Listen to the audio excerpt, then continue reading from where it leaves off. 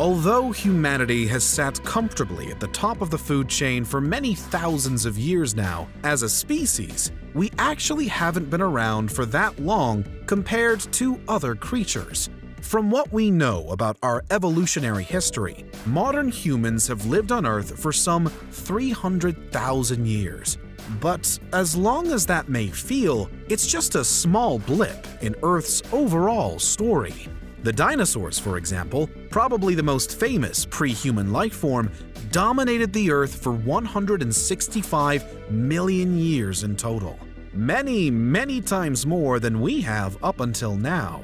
And it's thought they would almost certainly have lasted even longer were it not for the asteroid. We know, as well, that there are some other species that are even older than that. Horseshoe crabs, for instance, are some 440 million years old, and it's thought that jellyfish have been around for 700 million years or more. The average length of one human lifespan, while it is far longer than many species, is still significantly dwarfed by many others. In the world today, Greenland sharks can survive for more than 300 years, around 5 times what we can. Even the humble and more commonly seen tortoise famously outlives us. But then again, in recent times, humans have at least seen their average life expectancy increase, although not solely as a result of a plain evolutionary change.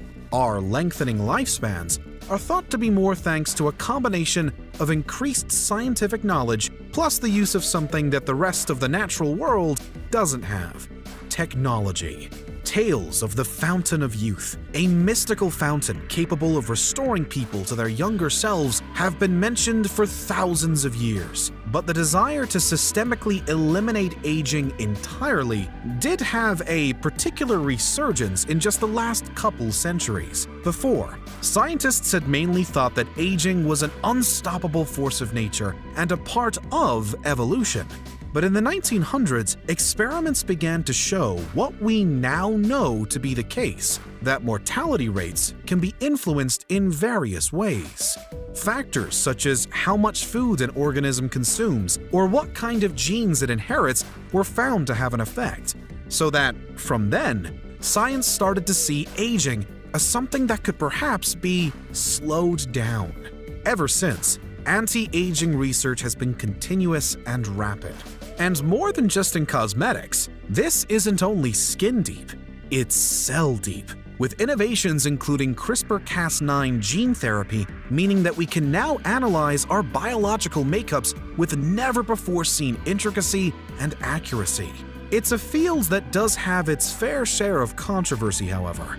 And on the methods and ethics of reverse aging, there are various splits in the scientific world. In a purely practical sense, some researchers maintain that despite our many breakthroughs, aging is still unbeatable. In fact, one 2021 study conducted by an international team of scientists claims that human lifespans haven't actually been elongated at all, even up until now. The study, published in Nature Communications, suggests that, statistically, the average age is much higher today only because there are now far fewer deaths in young age. Meanwhile, in an earlier study, conducted by a team at the University of Arizona in 2017, researchers went so far as to claim mathematical proof that age can't be stopped. One potentially concerning argument put forward here is that as our bodies do tend to break down and degrade over time, then attempting to reverse that process could actually worsen it. However, for all those who say otherwise, there are many that are convinced that an age cure is out there.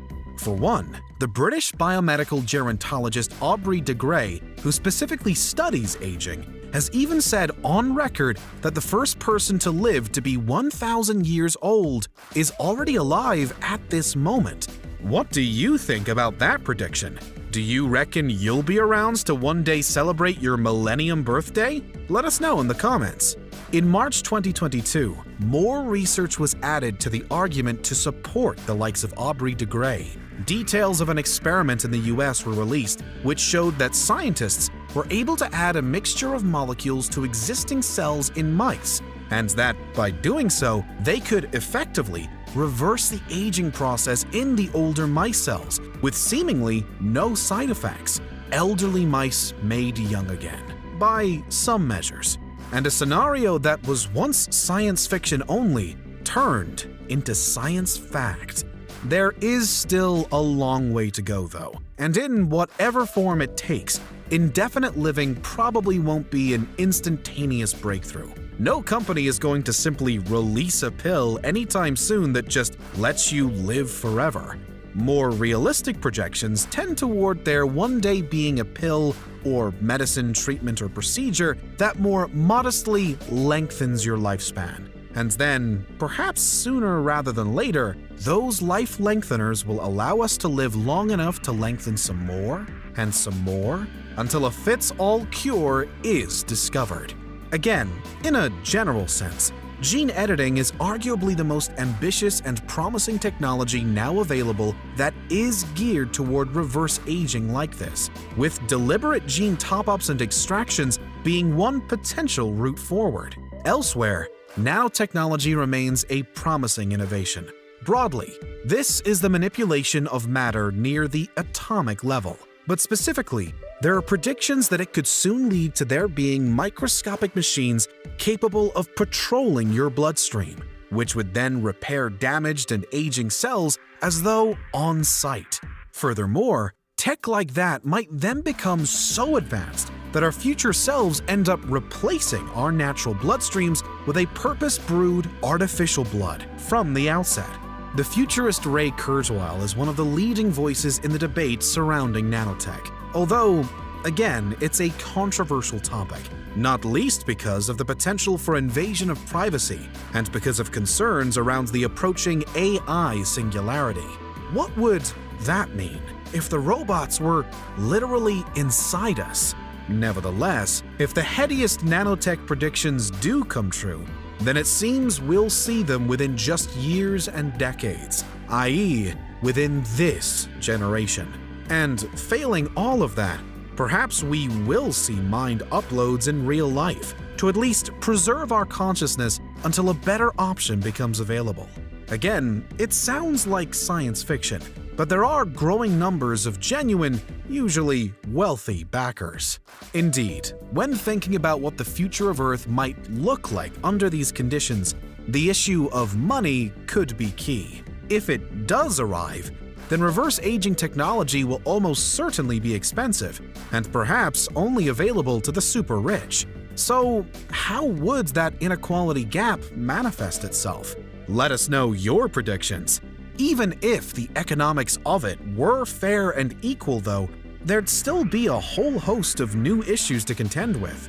Notably, the US physician and humanist Leon Kass is well known for his anti-immortality views, arguing that if we do one day become immortal, then we would also cease being human.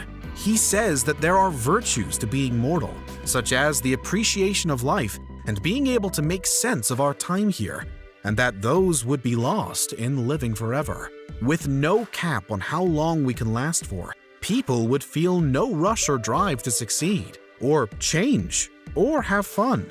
When looked at it like that, immortality might even turn out to be extremely boring. Before long, there could be all of time ahead of us, but nothing new to do. The ongoing quest for immortality certainly raises plenty of questions, but one day soon, we could be the first ones to be provided with answers. Because whether it's by tweaking our biochemistry, or it's through the rearrangement of the genes that make us, or it's via tiny machines custom-built to keep our cells suspended in time, that's why we could be the first generation to live forever.